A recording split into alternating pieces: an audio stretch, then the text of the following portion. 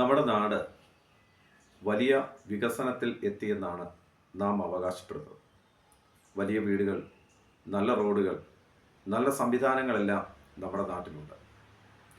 എന്നാൽ മനുഷ്യൻ ഇന്നും വിശപ്പിൻ്റെ വില അറിയുന്നവരായി ധാരാളമുണ്ട്.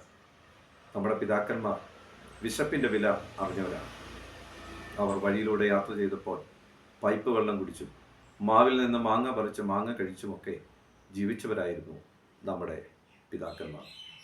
അട്ടപ്പാടിയിലെ മധു എന്ന് പറയുന്ന സഹോദരൻ വിശപ്പ് നിമിത്തം അന്നമെടുത്തപ്പോൾ അതിക്രൂരമായ നിലയിൽ അദ്ദേഹം കൊല്ലപ്പെടുകയാണ് ചെയ്തത്.